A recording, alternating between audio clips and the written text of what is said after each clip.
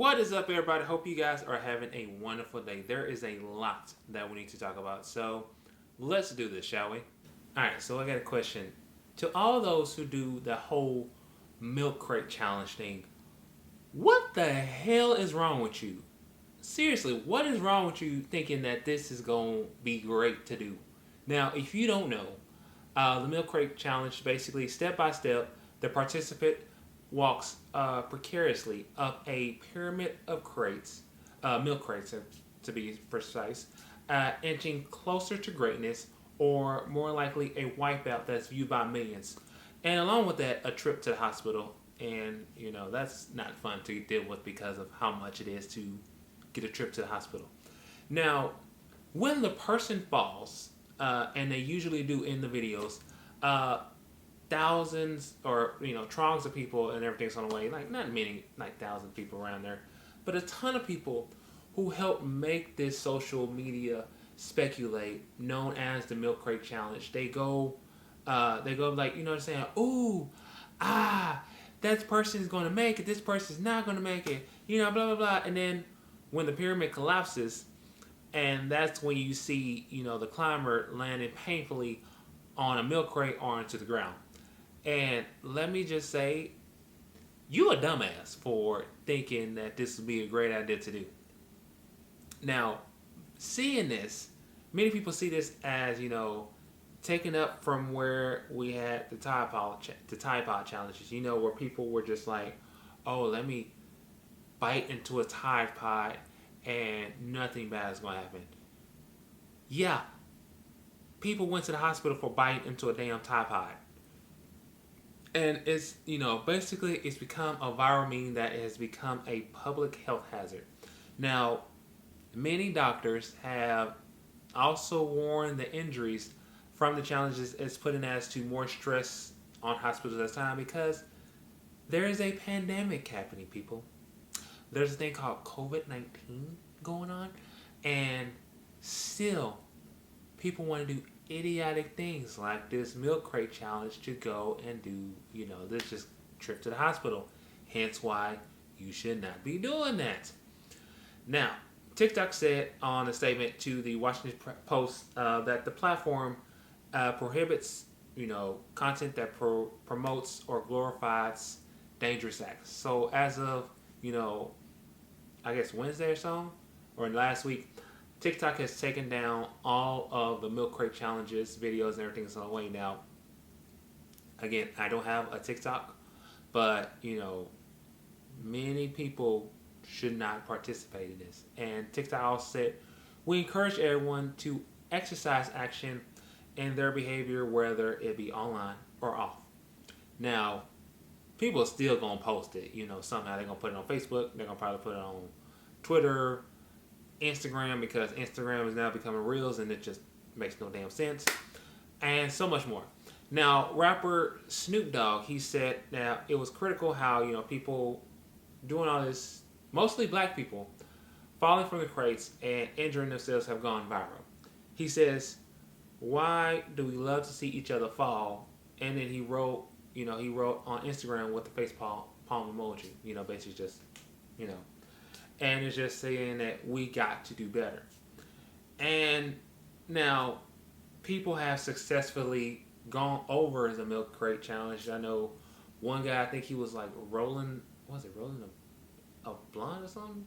Going up on one, and then now he got this woman who has, successfully walked over the crates in high heels. So if the whole image and everything, I'm surprised she didn't get her foot stuck into one of the crates. But at the same time, people, stop doing this challenge. It is stupid. It is idiotic. Just stop doing it, okay? So this next thing, I just want to say, my thoughts and prayers go out to those in Louisiana because of Hurricane Ida. Now, over the weekend, this hurricane has been coming from a Category 2 to, I believe, now is a Category 4 hurricane that is hitting Louisiana on the 16th anniversary of Hurricane Katrina, and this happened on Sunday. Now, this is as an extremely dangerous major hurricane. Now, Ida, which has passed through the Cayman Islands as a tropical storm, has reached from Cuba on Friday as a Category 1 hurricane and is now causing massive evacuations in Louisiana. Now, hearing more about this, I have family and I have friends out there, and to all my friends who are out there, hopefully you guys were able to evacuate.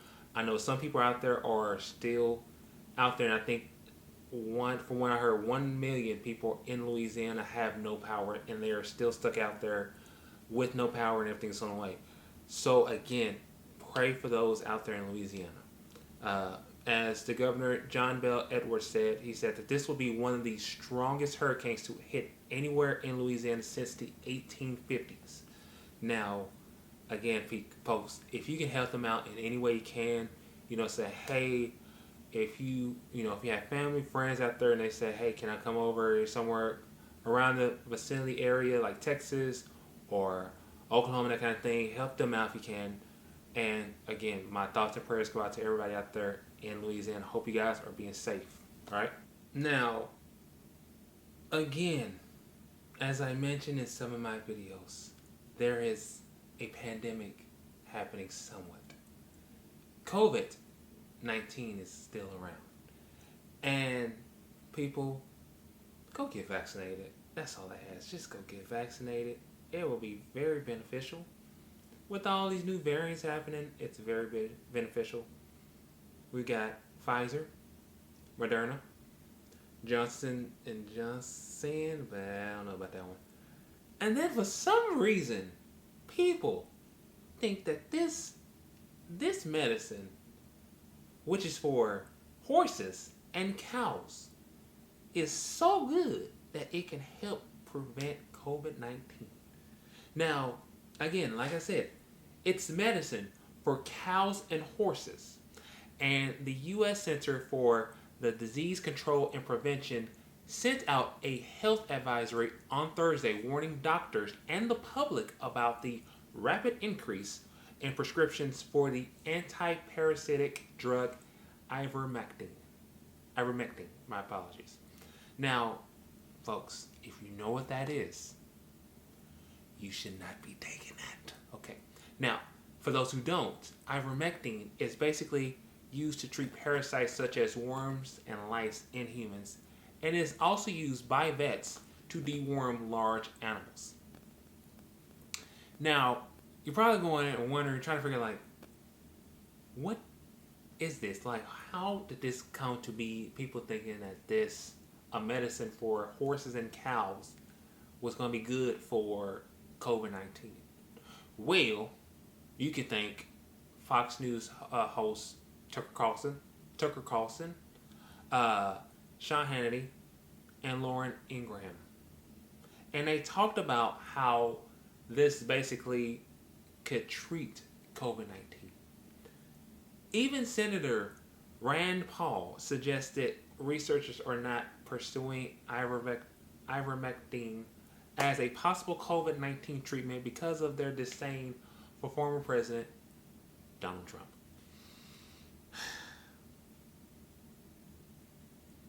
People, again, it's medicine for horses and cows, okay?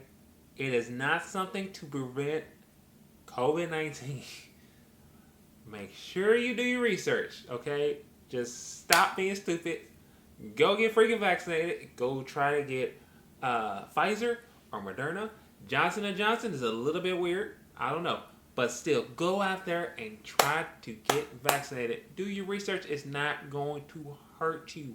It is to protect you from COVID-19 and its variants that is going on right now. So again, go out and get vaccinated. So the last thing I want to talk about, it is developing more and more each day. If you don't know what happened last Friday, the U.S. military said that they had launched a first reprisal strike for the devastating suicide bombing at Kabul's airport the day beforehand, using a drone to target and apparently kill a planner for the group that claimed responsibility for the deaths of as many as 170 civilians and 13 U.S. service members. Now, the service members have been identified, and it has been 11 Marines, one Army soldier, and one member of the Navy who were killed in that attack. Now, in a statement issued the day after that on Saturday, President Joe Biden called the Americans who lost their lives to the bombing, heroes who made the ultimate sacrifice in our highest American ideals, and they went while serving the lives of others. And he continued on saying more and more about the whole bombing as well. Check it out. To those who carried out this attack, as well as anyone who wishes America harm, know this: we will not forgive. We will not forget. We will hunt you down and make you pay. I will defend our interests and our people with every measure at my command. So there's a lot to go with that. Now, this group is known as ISIS-K or ISIS-KP, and it is an Afghan affiliate of the Central ISIS group in the Middle East. Now, this ISIS-K was founded in 2015 by a disaffected Pakistani Taliban, and which is smaller, newer, and embraces a more violent version of Islam than Taliban, which has basically toppled the U.S. government of Afghanistan, basically after a 2-decade insurgency and everything along the way. Now, ISIS-K's disregard international borders, according to a report from the Center of Strategic and International Studies, and it envisions its terrorists transcending nation states like Afghanistan and Pakistan. My apologies. Now, they basically have waged war on the U.S. forces and allies and are interlocked and at times in competition with one another for supremacy. Now, in history, we learn a lot about things such as, 9/11 and much more. I remember I was 11 years old during the time when I saw that, and, whenever that day comes each year on 9/11, it's always devastating to even think about that day. But now, in response to those attacks, the U.S., they went and they invaded Afghanistan, outstanding the Taliban government that shielded bin Laden, and then they invaded Iraq, where former President George W. Bush said that a proactive strike against terrorism was needed.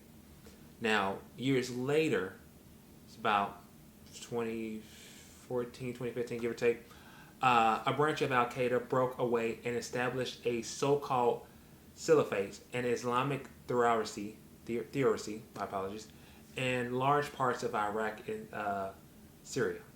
Now, at its peak, the terrorist was almost the size of Britain, and that basically formed into ISIS, which was savior and about their social media, and then Al-Qaeda, and it began spreading so much and happening, throughout social media and so much more for the entire world.